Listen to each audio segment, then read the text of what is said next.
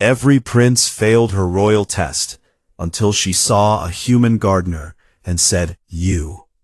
Part 1. The weight of a crown that fits no one. The palace station hung in the middle of deep space like a second sun. It was not small, it was not quiet.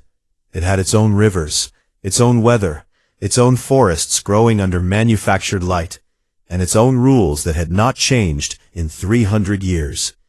Ships from 30 different worlds docked at its lower ports every single day. Ambassadors walked its marble halls. Soldiers stood at every corner. And at the very center of all of it, in a room with walls made entirely of glass, stood Princess Zyra Veilthari. She was tall, not in the way of soldiers, but in the way of something very old that had learned to take up space slowly. Her skin was the deep blue-black of a sky just before morning, and her eyes were pale gold, the kind of color that made people feel they were being read rather than looked at.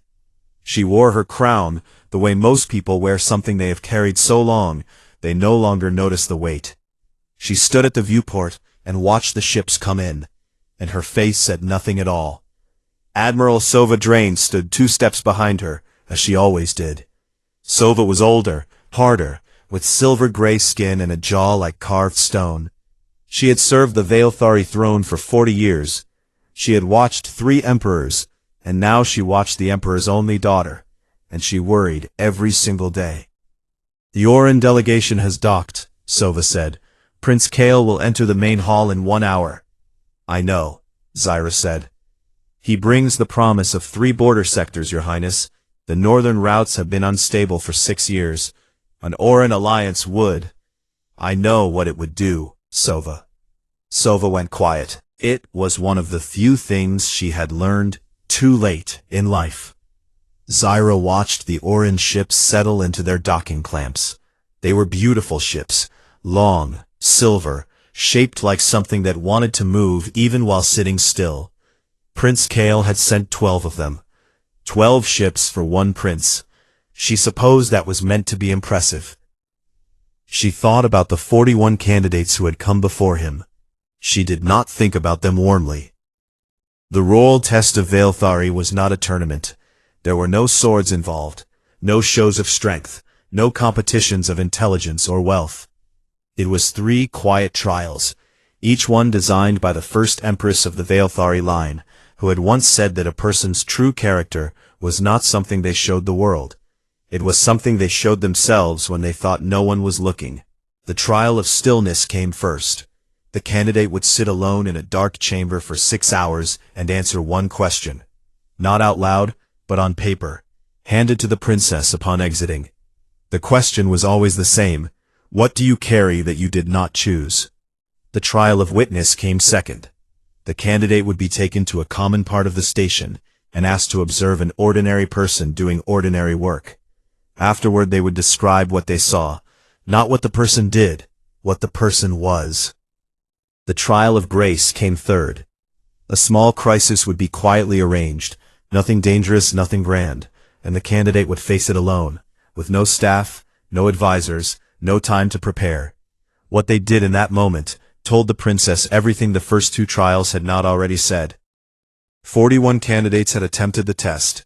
3 had refused after hearing the rules. The rest had tried. All of them had failed.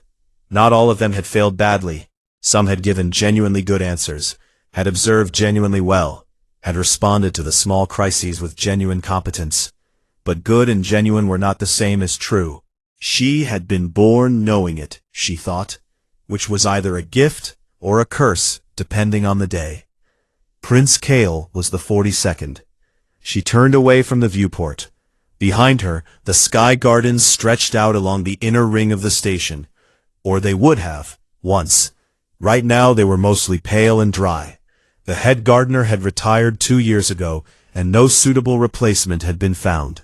The silver leaf vines along the eastern terrace had gone gray. The reflecting pool was empty. The whole section looked like something that had forgotten it was supposed to be alive. "The botanical crew from Earth arrived this morning," Sova said, following her gaze. "Low-clearance contractors. They'll be working in the gardens for the next several weeks." "Good," Zyra said simply. She did not think much more about it. She had a prince to receive. 2 levels below, in the service corridor that ran behind the Sky Gardens, a man named Cal Merritt was staring at a soil sample the way most people stare at a problem they find genuinely interesting, rather than genuinely frustrating. He was not tall, he was not impressive looking. He had brown hair that needed cutting, a work jacket with a tear on the left shoulder that he had patched 3 times, and hands that were the hands of someone who spent most of his time in the ground rather than above it. He held the soil sample up to the light. He turned it. He set it down and wrote 3 lines in a small notebook he kept in his back pocket. "Bad?" said a voice behind him. Lena Cook dropped her own bag of equipment on the corridor floor and stretched her arms above her head. She was shorter than Cal, with a bright, sharp face, and the permanent expression of someone who found most things funny and the rest of them annoying. She was the best irrigation engineer Cal had ever worked with, and she knew it. "Not bad," Cal said. "Just tired. Someone pushed this soil hard for a long time. It needs to rest more than it needs feeding." Lena looked past him at the garden. Even in its current state, there was something beautiful about it.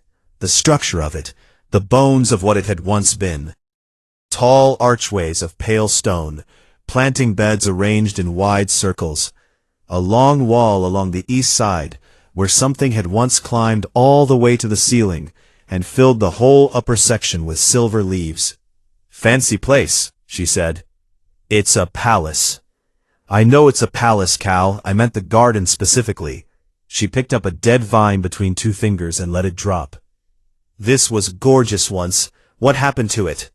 "No one paid attention to it," Cal said. He picked up his bag. "Come on, let's start with the eastern wall. That's the worst of it." They walked into the garden together. 2 humans in a station full of beings who barely noticed them, carrying dirt and tools and no particular sense of importance. The marble halls above their heads rang with the sound of arriving royalty.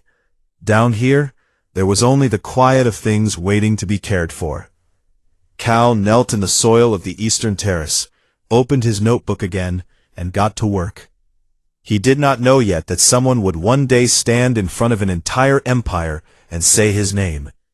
He was thinking about the soil. Every prince failed her royal test, until she saw a human gardener and said "you." Part 2, 40 Princes, 1 Test, and the Sound of Something Growing. Prince Kale of the Orin Dominion was exactly what he was supposed to be. He was tall, broad-shouldered, and walked like someone who had been told his entire life that rooms changed when he entered them. His armor was ceremonial, pale gold and white, inlaid with the Orin family crest along both shoulders. His hair was dark, his jaw was sharp, and his voice, when he spoke, had the deep, practiced tone of a man who had been trained by tutors since the age of 4 to sound like authority. He bowed to Princess Zyra with perfect form. He greeted the Emperor with perfect respect. He said the right words in the right order, and he did it all with the ease of someone for whom the right words had always come naturally. Zyra watched him the way she watched all of them.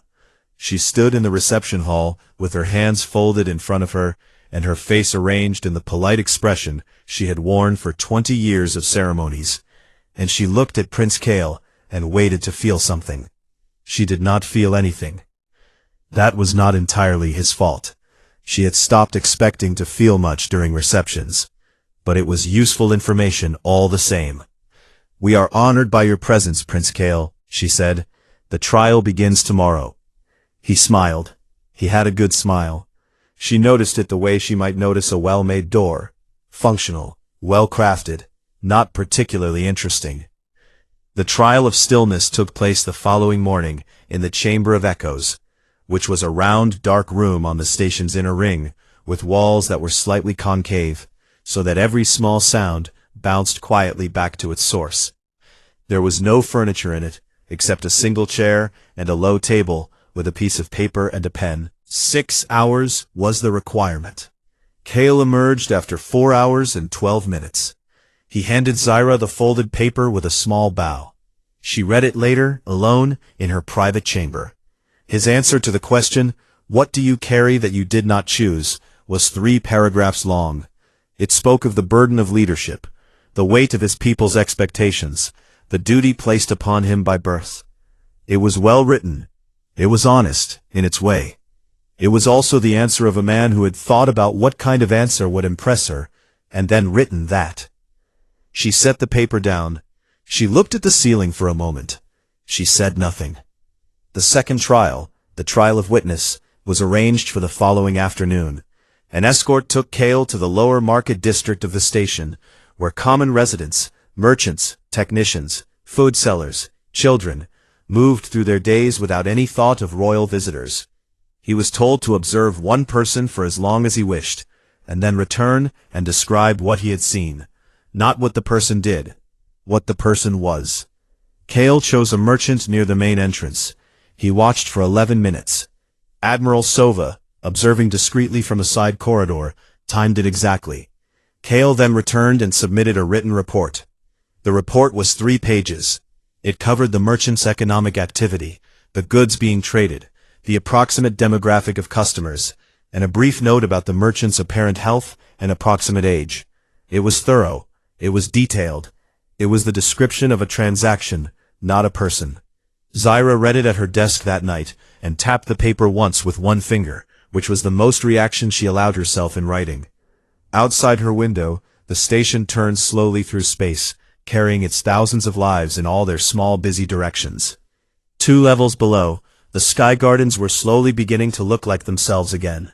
Cal had been working on the eastern terrace for 3 days. He had cleared the dead material, turned the soil, tested it twice more, and begun introducing a new layer of organic material that would, slowly, patiently, begin feeding the microbial network underneath. It was not dramatic work. It was quiet and methodical. The kind of work that showed results over weeks rather than hours. Lena had finished the irrigation lines for the central beds, and was now arguing cheerfully with the palace's engineering system about water pressure ratios. She argued with machines the way some people argued with colleagues, directly and without resentment. The machine, for its part, was not responding well. Cal was on his knees near the eastern wall early in the morning, before the light shifted and before the station's internal clock turned the garden's overhead panels to full brightness, when he heard footsteps. He did not look up immediately, because footsteps in a garden were not unusual, even early ones. Then he registered that the footsteps had stopped, and that the person had been standing still for a while. He looked up. The woman standing at the edge of the eastern terrace was tall, blue-black-skinned, and wearing a robe that probably cost more than Cal's entire contract. Her pale gold eyes were looking at the newly turned soil. She was not announcing herself. She was just looking. Cal looked at her for a moment. Then he looked back at the soil, decided she was not a threat, and returned to what he was doing. "Morning," he said. There was a pause. "Good morning," she said. Her voice was careful and even, like she had selected each word from a tray of equally good options. Cal went back to work. She stayed for a while, not speaking, just standing at the edge of the terrace, watching him work the way people sometimes watch a fire. Not because anything is happening, but because something about the motion is calming. After a few minutes, she walked away. Her footsteps were very quiet on the stone path. Cal glanced after her once and went back to the soil. Lena appeared at the garden entrance 20 minutes later with 2 cups of hot coffee and the expression of someone who had seen something worth talking about. "Do you know who that was?" she said. "Someone on an early walk," Cal said, accepting the coffee. Lena sat down on the low wall beside him. "Cal, that was the princess." Cal drank his coffee. "Okay. The princess, Cal, of the whole empire, the one all those ships out there are here for. I know what a princess is." "You said morning to her." "It was morning." Lena looked at him for a long moment. Then she looked at the sky garden around them, and pressed her lips together very tightly, the way she did when she was trying not to laugh until she had decided it was appropriate. She decided it was appropriate. Cal waited for her to finish. She didn't seem upset, he said, when Lena had settled. No, Lena agreed, wiping her eyes. She really didn't. Back in the upper halls, Zyra walked the long corridor toward the morning council chamber and thought about the garden, about the turned soil and the careful hands, and the man who had looked up at her, registered her, said one easy word, and gone back to his work, as though she were simply a person in a place. She tried to remember the last time someone had done that. She could not think of one. She sat through 3 hours of council, and said all the right things, and in the back of her mind, behind all the politics and all the formality, something very small and very quiet had woken up, the way things wake up in spring when the soil is finally ready. She did not know what to do with that yet, so she did nothing. Every prince failed her royal test until she saw a human gardener and said, "You." Part 4, the word "you." The court had not been silent about the garden visits. Courts are not built for silence. They are built for watching, and the people inside them are very good at their job. Within 2 weeks of Zyra's first early morning walk, the whispers had moved through every level of the palace station. A noble from the eastern wing mentioned it to a diplomat. The diplomat mentioned it to his assistant. The assistant mentioned it to 3 people at dinner. By the time the information reached the outer halls, it had grown a small mythology around it. Some versions said the princess had been seen in the gardens every single morning. Some said she had been seen talking to the human contractor for hours.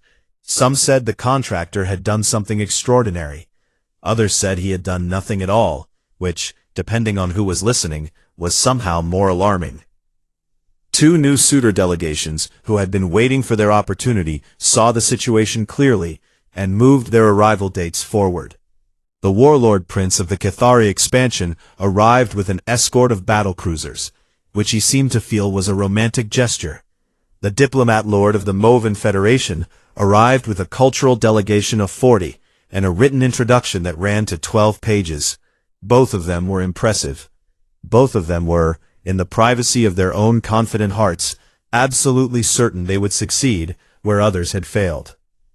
Admiral Sova arranged the reception with the efficiency of someone who had received 42 suitors and had long since stopped being surprised by them. She stood at Zyra's side during both introductions and noted the princess's expression, which was polite, composed, and completely unrevealing. She had seen that expression enough times to read what was underneath it. She did not like what she read. She requested a private meeting with Zyra that evening. "There are 2 strong candidates now," Sova said. The Cathari alliance would close the southern expansion conflict. The Movan Federation has trade routes that would benefit every outer sector. Either alliance would be a genuine good for the Empire, Your Highness. "I know," Zyra said. "And the human contractor's assignment ends in 11 days. Zyra looked at her. "I am not telling you something you do not know," Sova said, and her voice was not unkind. It was the voice of someone who cared very much and had very little room to show it. "I am asking you to be careful. What you decide affects more than yourself. It always has." "I know that too," Zyra said quietly. Sova waited, the way she always waited, to see if there was more. There was not. She left the room with the feeling of a woman who had made every argument she had, and still was not sure any of them had reached the place they needed to go. Cal's last week arrived like all last weeks do, faster than expected and slower than comfortable. The garden was in better condition than it had been in years. The central beds were green and growing, the irrigation lines ran clean, the archways had been cleared of dead material and were ready for new planting. The silverleaf vines along the south wall had responded better than Cal had predicted, and were already showing new growth, pale and thin but real. The reflecting pool had been refilled by Lena 3 days ago, and now sat still and bright, catching the overhead lights. The eastern terrace was the last thing. It was always going to be the last thing.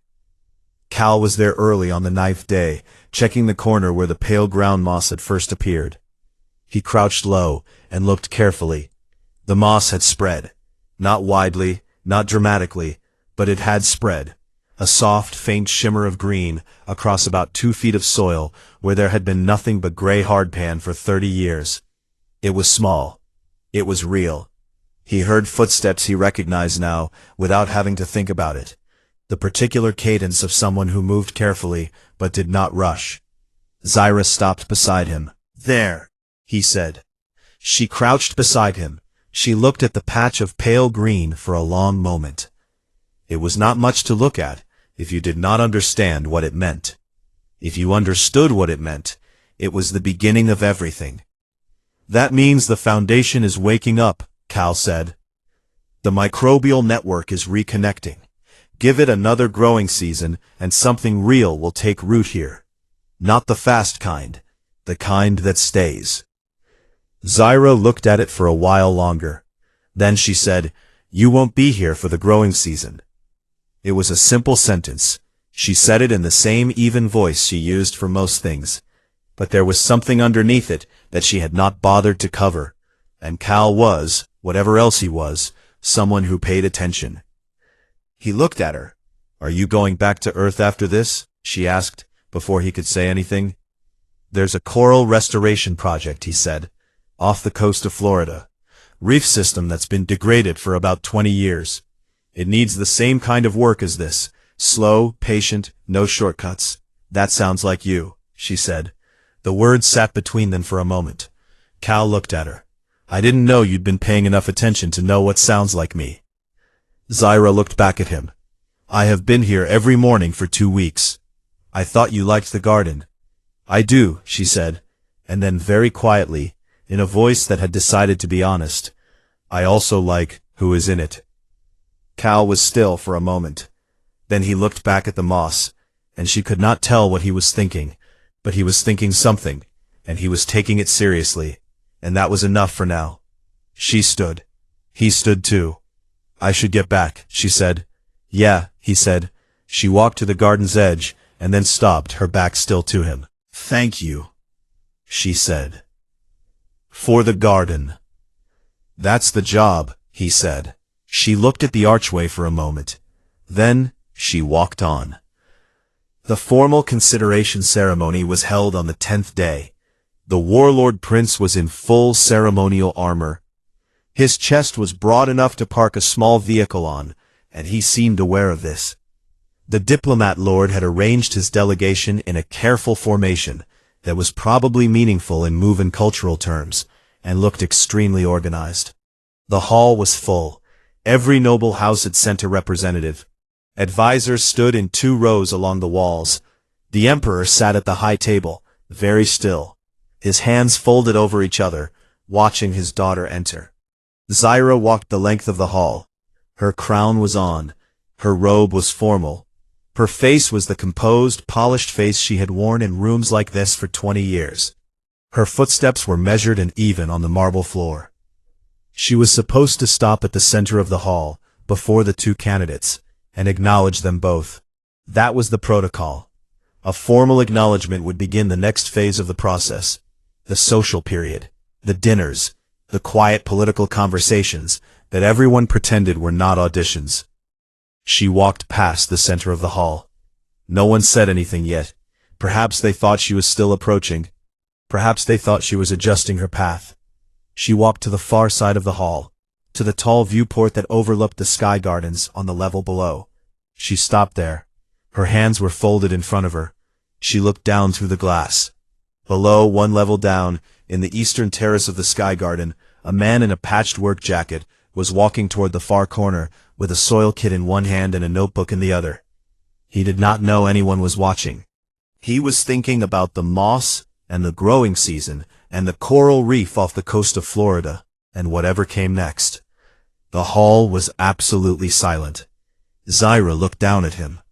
And then, very quietly, in a room where every sound moved, she said the word, "You." Not as a command, not as an announcement, as something more like a decision that had finished making itself. The word came out soft and certain, the way things do when they have been true for a while and have finally been said out loud. The silence after it was enormous. Admiral Sova, standing 10 feet away, closed her eyes. She stood very still, and her expression was the expression of someone absorbing something they had been afraid of, and had also in some quiet part of themselves been half expecting. The warlord prince said nothing. He was too practiced in dignity to say anything immediately. The diplomat lord tilted his head slightly, with the look of someone who had just witnessed something he would be writing about for years. At the high table, the emperor sat very still. Then he breathed out, slowly, through his nose, and one corner of his mouth moved, just slightly, just for a moment, before he put it back. Every prince failed her royal test, until she saw a human gardener, and said you. Part 3. What the princes could not name. The third trial came on the fourth day. Prince Kale did not know it was coming. That was the point. The trial of grace was never announced.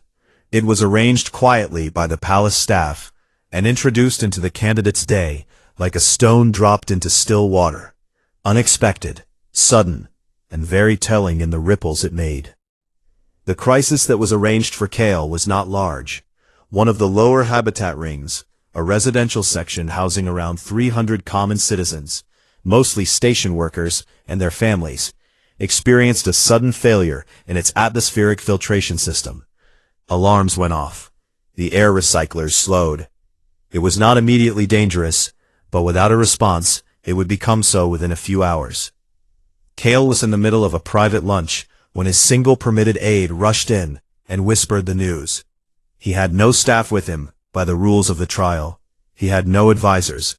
He had only himself. He responded quickly. That was true and fair to say. Within 20 minutes he had identified the station's engineering crew, issued a clear directive, and had them dispatched to the affected ring. He monitored the situation from the conference room nearest his quarters, which had excellent light and a very long table. He sent a formal message to the ring's residential board, letting them know the matter was being handled. By the time the filters were repaired, he had drafted a short public statement that was correct in tone and factually accurate. No one was hurt. The problem was solved. Zyra did not review any of that. She went to the habitat ring herself after the repair was done, and walked through it quietly, without ceremony or announcement, wearing a plain outer robe that covered her crown. She walked among the residents, and she talked to them. Not as a princess conducting a review, just as someone who wanted to know how things felt. An elderly woman, small and gray, who had lived in that ring for 30 years, and whose husband had once worked in the palace's engine rooms, sat with Zyra on a bench near the main corridor. It got handled fast, the old woman said. Can't complain about that. But, Zyra said. The old woman was quiet for a moment. Nobody came here, she said. Nobody stood in this corridor with us while we waited. We got a message saying it was being handled, like we were a report on a desk somewhere. She folded her small hands in her lap. Fixed is fixed. I know that. I'm not complaining about being fixed. I just wondered for a while if anyone was seeing us, or just the problem. Zyra sat with that for a long time after she left. She told Kale 2 days later, formally and quietly, that he had not been selected. He took it well, in the way of someone who had been trained to take bad news well. He bowed, he said the right things, he did not argue, and that night 12 silver ships undocked from the palace station and disappeared into the dark, and Zyra stood at her viewport and watched them go, and felt only the familiar hollow feeling of another name crossed off a list that kept running out. She went to the garden the next morning, earlier than usual. The eastern terrace was beginning to look different. It was subtle. The soil was darker, richer, the way soil looks when it has been fed well. A few of the empty planting beds had new compost worked into them. The irrigation lines along the wall had been retied, and there was something growing in the far corner that had not been there the week before. It was small and low and pale green, and it was not much, but it was something. He was crouched near the back wall, working a section of compacted ground with a small hand tool, prying it apart carefully, the way you might open something you did not want to break. Zyra stopped a few feet away. She no longer felt strange about being here early. She had stopped justifying it to herself. It was simply where she went before the day required her to be everywhere else. "What are you doing with that section?" she asked. Cal looked up. He had, over the past several days, accepted her early morning presence, the way you accept a shift in weather, as a simple fact of the environment, not something requiring explanation or ceremony. "This was treated with a growth accelerant about 30 years ago," he said. "Someone wanted fast results, used a compound that worked well short-term. Everything planted here shot up quick." He turned the soil with his hand tool and showed her the layer underneath. Pale, almost gray, compacted and hard. Then it all died. The compound burned out the natural microbial system, the tiny living network in the soil that plants actually feed from. Once that's gone, you can plant whatever you want on top, and it'll grow fast and fall over, because there's nothing real holding it up underneath. Zyra looked at the gray layer. "And now? Now I'm not trying to make it grow," he said. "I'm trying to make it want to. That's different." He covered the section back over carefully. "I'm reintroducing the microbial base slowly, feeding it what it needs, not rushing it. In a few months, if the conditions stay right, the network starts reconnecting on its own." He sat back on his heels. "It has to decide to do it. You can't force the foundation to repair itself. You can only make the space safe enough for it to try." Zyra was very still. She did not speak for a moment. The garden was quiet around them, the early light just beginning to shift, the pale panels above slowly warming toward the color of a natural morning. "How long?" she said. "If the damage has been there a long time." Cal thought about it honestly, the way he thought about all things, without performance. "Depends on how long it's been hurt," he said, "and whether anything else is still stressing it. If you take the pressure off and give it time, something always comes back." He looked at the soil. "Always. I haven't seen soil that won't recover if you're patient and you stop forcing it." Zyra looked at him. He was looking at the ground. She looked at the ground too, at the dark turned earth and the small pale beginning in the corner that hadn't been there last week, and she thought about a question she had never been able to answer before. She had always known something was wrong with the way things had been grown inside her. The expectations, the duty, the endless parade of candidates, the feeling of being asked to bloom quickly on soil that wasn't ready. She had never had the words for it before. She had them now. She did not say anything out loud. She was not ready to say it out loud. But something in her chest that had been sitting very still for a very long time shifted, quietly, like a small root finding water. Admiral Sova noticed the morning visits on the 7th day. She said nothing immediately. She filed the information in the part of her mind reserved for things she was watching carefully, and she continued doing her job. But her eyes followed Zyra differently after that, with the measured concern of someone who has seen enough of life to know when a thing is beginning, even before the people in the middle of it do. 2 levels below, Lena Cook watched Cal return from the garden one morning and set his notebook on the table with the particular quietness of a person who has just been thinking about something that is not soil. She said nothing either, but she watched him too. End of part 3. Every prince failed her royal test until she saw a human gardener and said, "You." Part 5. What the test was always asking. The court did not stay silent for long. Rooms full of political people never do. Within minutes of Zyra leaving the ceremony hall, the sound had risen behind her. Voices overlapping, chairs moving, the particular kind of busy noise that means something unexpected has happened, and everyone is trying to decide what it means for them. The warlord prince withdrew formally that same evening, citing honor and protocol, which were both true reasons and also the least embarrassing ones available to him. His fleet was gone by morning. The diplomat lord of the Movin Federation withdrew as well, but he did it differently. He sent a written message to Zyra's chambers that was 1 paragraph long. It said that he had come to the palace looking for an alliance and had instead witnessed what he believed to be the most genuinely interesting political moment in 30 years of diplomatic service, and that he wished her well in whatever came next, and that if she ever needed move-in cooperation in the future, she had only to ask. Zyra read it twice. She folded it carefully and kept it. The rest of the court settled into the particular uncomfortable energy of people who were used to knowing how things worked and had just watched the rules change. Admiral Sova came to Zyra's private chamber the following morning. She arrived with the look of someone who had prepared carefully for a conversation and was not sure any of the preparation was going to matter. She sat across from Zyra, and she laid out her concerns in the clear, honest way she had always done everything.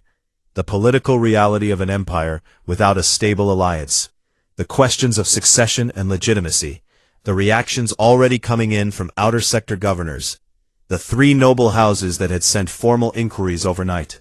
Zyra listened to every word. She did not interrupt. She did not defend herself. She sat across from Sova in the early morning light and listened the way you listen to someone you respect when they are telling you something difficult. When Sova was done, Zyra said, "Do you remember what the gardener said about the eastern terrace?" Sova looked at her. "The soil," Zyra said. "He said that 30 years ago, someone used a compound that made everything grow fast, and it all died, because the foundation was burned out."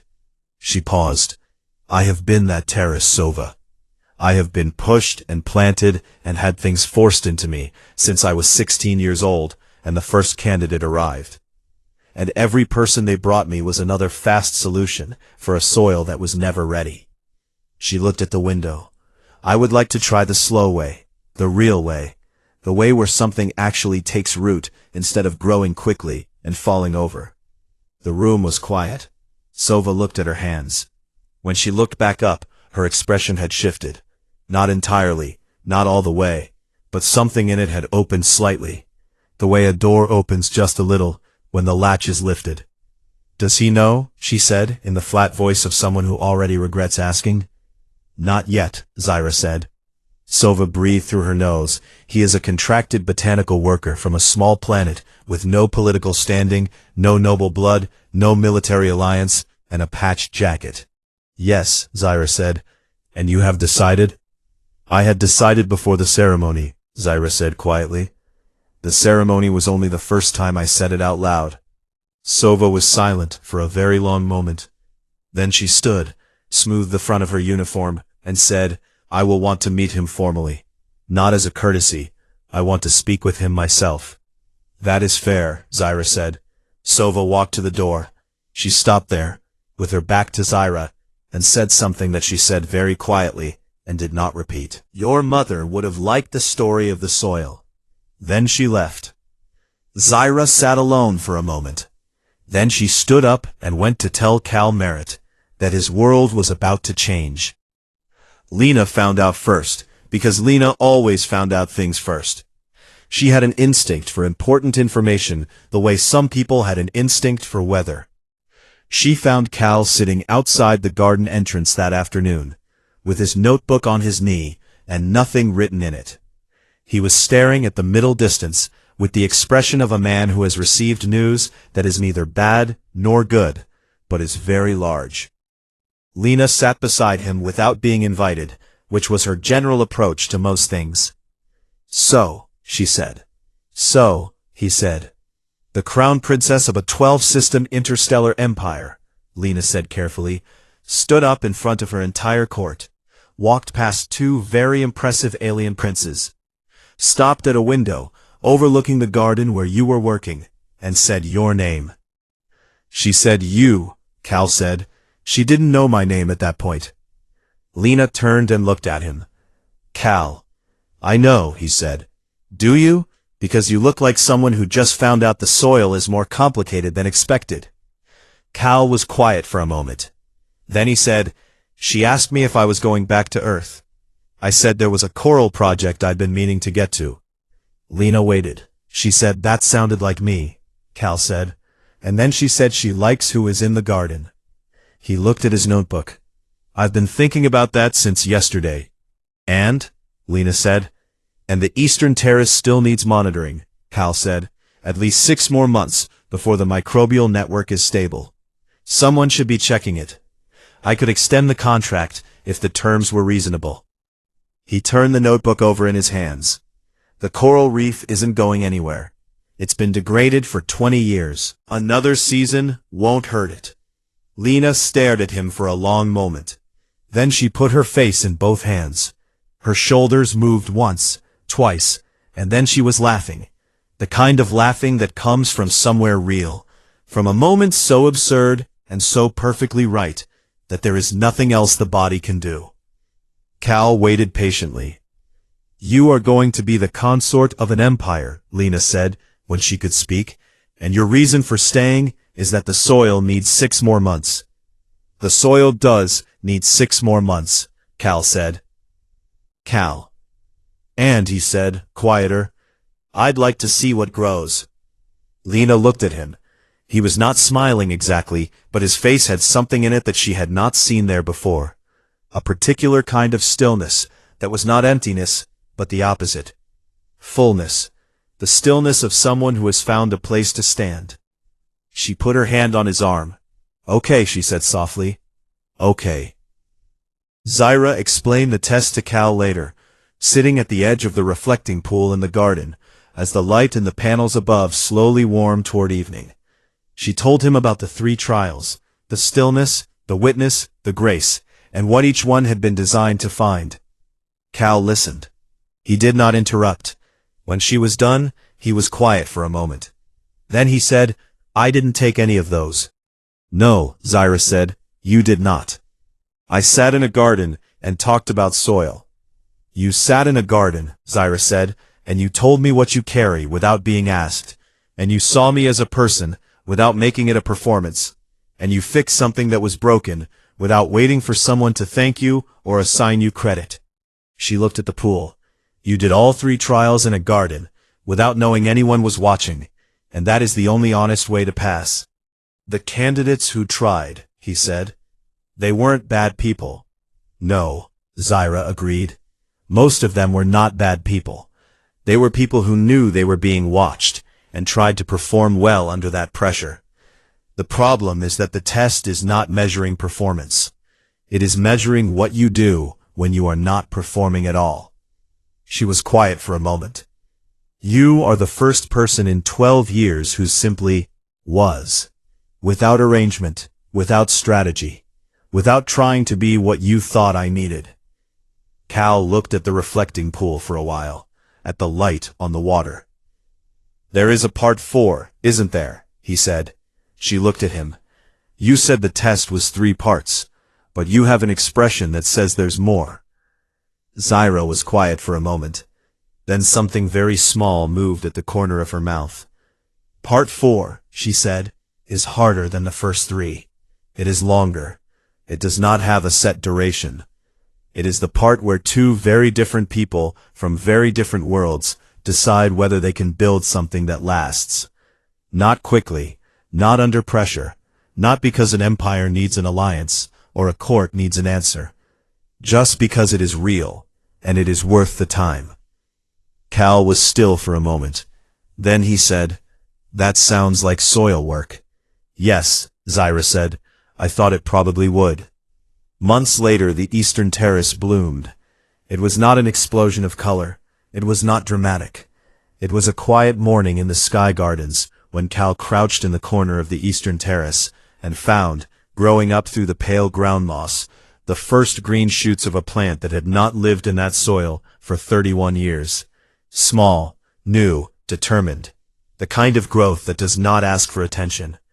Zyra was beside him, also crouching, her formal robe exchanged for something plain and practical that she had started wearing to the garden about a month in. She had learned which soil needed which treatment and how to test moisture levels by hand. And she had opinions now about the irrigation lines that she shared with Lena, who had begun treating her the way Lena treated most people, directly and without excessive ceremony, which Zyra had decided was one of the best things about humans. They looked at the shoots together for a while, without saying anything. Admiral Sova's footsteps appeared at the edge of the terrace. She stood there, straight-backed and silver-gray as ever, and looked at the 2 of them in the dirt. Her expression did the complicated thing it had been doing for the past several months. The thing that was not quite warmth and not quite resignation, but was something in between. Something that looked increasingly like the face of a person who has decided that the thing they were afraid of might, in the end, be all right. "What are you doing with the North Wall?" she said. It was not quite a question. It was the way Sova began things she intended to involve herself in. Cal reached into his bag without looking up. He pulled out a spare hand trowel. He held it out to her. Sova looked at the trowel. She looked at it the way she might look at a battle plan she had not written and was now being asked to execute. She looked at it for exactly long enough to make clear that she was a senior admiral of an interstellar empire, and not a person who was accustomed to holding trowels. Then she took it. She stepped carefully over the border of the garden, straightened her uniform once, and crouched beside the north wall. "The soil here is compacted," she said, in her most professional voice. "Yes," Cal said. "That's where we start." The three of them worked in the early light, and above them the station turned in its slow circle through the dark, carrying everything it had always carried, its politics, its history, its thousands of lives, something small and green and patient, the kind of thing that does not ask permission to grow. It just grows. HR, end of part 5. PHR, end of story.